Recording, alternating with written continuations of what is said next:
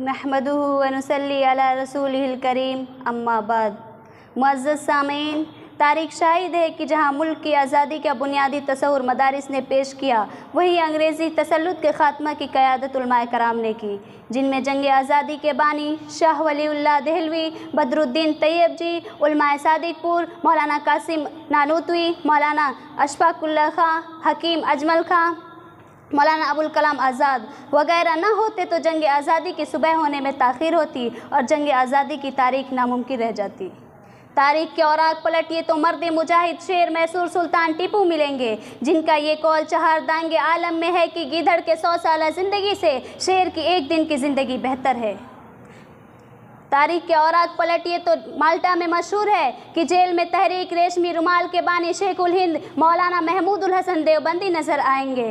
अंग्रेज़ों ने हर तरह की सौबत पहुंचाने की मोहनदास करमचंद गांधी को महात्मा का लक़ब दिया। लालच देकर अपने हक़ में फतवा चाहा तो मौलाना ने उनके पेशकश को ठुकराते हुए कहा, जो सर खुदा के हुजूर में झुकता है, जो सर खुदा के हुजूर में झुकता है, वह दुनिया के जलील कुत्तों के सामने कभी नहीं झुक सकता।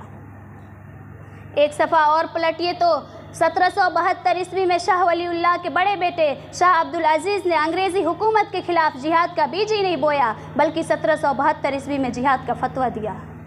एक कदम और आगे बढ़िए तो जाबाज शहीद वतन अशफाकुल्लाह खां फांसी के फंदे को बखुशी चूमते हुए नजर आते हैं और उस वक्त मौजूदा लोगों से खुदा हाफिज़ कहते हुए कहा, शहीदों की मज़ारों पर लगेंगे हर बरस मेले, शहीदों की मज़ारों पर लगेंगे हर बरस मेले, वतन पर मिटने वालों का यही बाकी निशा होगा।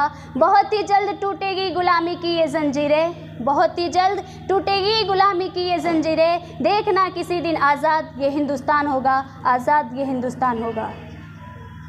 कायद इनकलाब अल्लामा फजल खैराबादी ने दिल्ली के जमा मस्जिद में जुमे के नमाज के बाद अंग्रेज़ मजालिम के ख़िलाफ़ ऐसी जामे तकरीर पेश की जिससे जज्बा हुर्रियत के साथ जज्बात ताज़ा हो गए और 90,000 मुसलमानों की फ़ौज दिल्ली में जमा हो गई और हिंदी फ़ौज ने आज़ादी का नक्कारा बजा दिया, जिससे आगरा, मेरठ, दिल्ली, शाहजहांपुर, लखनऊ मैदान जंग में बदल गए। अंग्रेज़ी हुकूमत बौखला उठी, साम्राज्यवाद के ऐवानों में जज्बा पैदा हो गया। अंग्रेज़ दंग रह गया कि मुसलमान सोया था जग कैसे गया।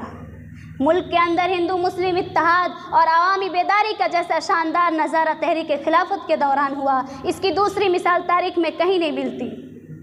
फिर सैयद अहमद शहीद राय बरेलवी का जिहाद, फिर हुसैन अहमद मदनी का फतवा कि अंग्रेज़ों के फ़ौज में भर्ती होना हराम। 1858 ईस्वी की जंग आज़ादी में 1718 ईस्वी में अंजुमन समरतुत तरतीब, 1909 ईस्वी में जमीयत उलमाए हिंद, 1913 ईस्वी में नज़ारतुल मुआरिफ, 1919 ईस्वी में जमीयत उलमाए हिंद। इन सब तहरीकों के नुमाया रोल और उनके सरगर्मियों को कौन फरामोश कर सकता है। ये सब अंग्रेज़ी हुकूमत के ख़िलाफ़ आइटम बम का काम ही नहीं किया, बल्कि बरतानवी इक़्तिदार को हिला कर रख दिया। ये सब बुनियाद है हिंदुस्तान के जंग आज़ादी का। तहरीक आज़ादी मुख्तलिफ मराइल से गुजरी, हर मोड़ पर हर तरह से हमने मादरे वतन के लिए कुर्बानी पेश की है। इस आज़ाद मुल्क के जिस चप्पे पर देखेंगे, जिस ईंट को उठाएंगे, वहाँ हमारी खून की महक, हमारे बुजुर्गों के गरम गरम आंसू की नमी और हमारे जयालों के वलवले और अज़्म हौसले मिलेंगे।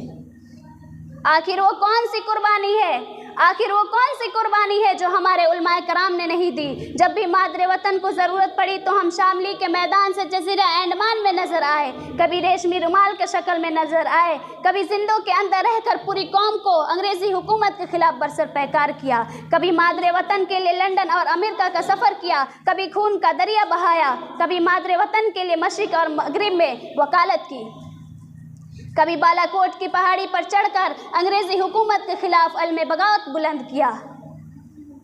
आज़ादी की इस तवील तरीन तारीख में हमारी बहनों औरतों को बेहुरमत किया गया, इमलाक पर डाकाज़नी की गई, लातादाद बच्चे यतीम हुए, लाखों सुहागनों के सुहाग उजड़ गए, बस्तियाँ वीरान और गांव बेचिराग हो गए, लाखों जानें तल्फ हो गई। माल्टा के जिंदा खानों में भी हमारे अज़्म हौसले का इम्तहान लिया गया।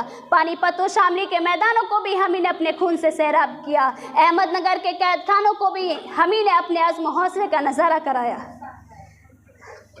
बदनाम ज़माने में हम ही ने सजाए जेल काटी, कैद खानों के मसायब झेले, जलियांवाला बाग खूनी और काले पानी जेल के मंजर से हम ही गुजरे। लाहौर की शाही मस्जिद भी हमारी कुर्बानी की शाहिद है कि एक एक दिन में 80 उलमाए कराम को फांसी के फंदे पर लटकाया गया। एक हिंदू मुसन्निफ ने लिखा है कि 1857 ईस्वी के जंग आज़ादी में तकरीबन 5 लाख मुसलमानों को फांसी के फंदे पर लटकाया गया। गोया कि उलमाए कराम की कुर्बानियों को जितना भी जिक्र किया जाए वो कम है।